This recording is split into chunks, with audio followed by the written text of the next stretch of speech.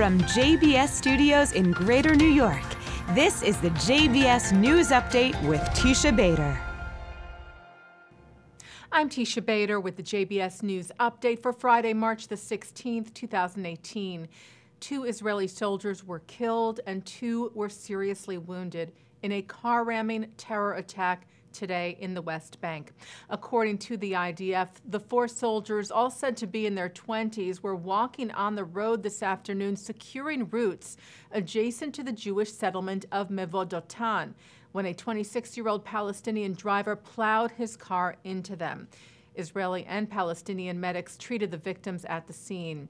Israel's Chadashot News reported that the driver, who was lightly hurt and arrested, was known to security forces for prior terror-related offenses. Initially, it was unclear whether the incident was a deliberate, nationalistically motivated incident or a hit and run, but the IDF later today said it was indeed a terror attack.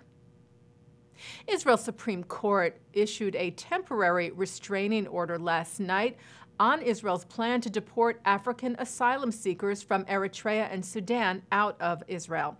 The order was in response to the decision to deport close to 40,000 migrants back in January, which caused an uproar by many within Israel and in the Jewish world at large. And yesterday, 5 leading Jewish American advocates for Israel sent a letter to Israeli Prime Minister Benjamin Netanyahu urging him to reconsider the deportations. Former Harvard Law professor Alan Dershowitz, former National Director of the Anti-Defamation League Abe Foxman, founder of the Simon Wiesenthal Center Rabbi Marvin Heyer, and former chair of the U.S. Holocaust Memorial Council Rabbi Irving Yitz Greenberg, as well as activist and Hebrew Institute of Riverdale's Rabbi Avi Weiss, who initiated the letter, asked Netanyahu to form a committee that would propose a humanitarian solution to the problem that also takes into account the concerns of the government of Israel. They wrote, "We fear that a mass expulsion could cause incalculable damage to the moral standing of Israel and of Jews around the world." Meanwhile, hundreds of Israeli school children demonstrated against the deportations today. The children walked through the heart of Tel Aviv from Habima Square to Rabin Square, holding signs of love and support in solidarity with the African migrants. A march was held in Latvia today for veterans of the Latvian Legion, a division of the SS, who served during World War II. Every March the 16th, Latvia holds the Remembrance Day March honoring the former soldiers who served in the 15th Waffen Grenadier Division of the SS and the 19th Waffen Grenadier Division of the SS. It is said to be the only public event, not just in Europe, but in the world, honoring people who fought under the SS banner.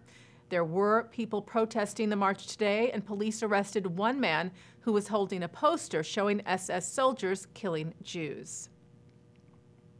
Israel's Education Minister Naftali Bennett announced 2 Israel Prize winners yesterday.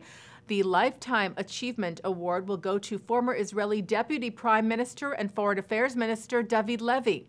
Levy, who was born in Morocco, was one of the first politicians from a Sephardic background to rise to a senior position in the Israeli government. The prize committee hailed Levy as a social warrior for the lower strata of society. And a special contribution to society award for strengthening the Jewish-Israeli spirit will be given to Miriam Peretz, who has spent her life educating teenagers in Israel and abroad, as well as helping bereaved families and wounded soldiers after losing 2 of her own sons, Uriel and Eli Raz, both killed in action while serving in the IDF.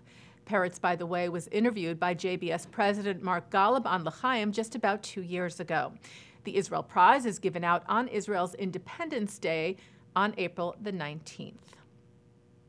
B'nai B'rith International concluded its annual leadership delegation to the United Nations Human Rights Council in Geneva today.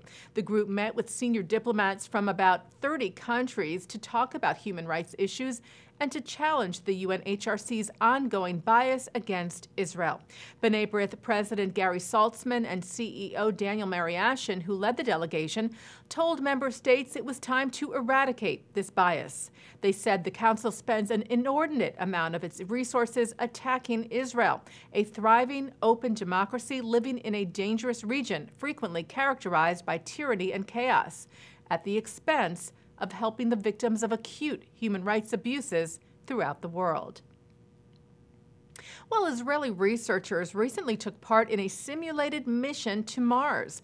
The D-Mars is an Israeli space research center dedicated to the exploration of the red planet, located in Israel's Negev desert, which shares a number of similarities with conditions on Mars. Researchers spent 4 days living at the station and conducting a number of Mars-related experiments. Taking a look now at our programming for tonight on JBS for Friday, March the 16th. Live Shabbat services are coming up at 6 o'clock from New York City's Central Synagogue, followed by a concert from Nefesh Mountain.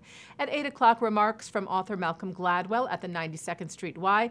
And at 9, the JBS Jewish Film Festival presents David, the story of 11-year-old Muslim Daoud, who is mistaken for a Jewish boy. At 10:30, it's Musica with founder of the band Sheva, Moshe Ben-Ari. And coming up right after this newscast tonight at 5:30, it's a look at this week's Torah portion by Rabbi Shlomo Riskin. And that's the JBS News Update for Friday, March the 16th, 2018. I'm Teisha Bader. Shabbat Shalom.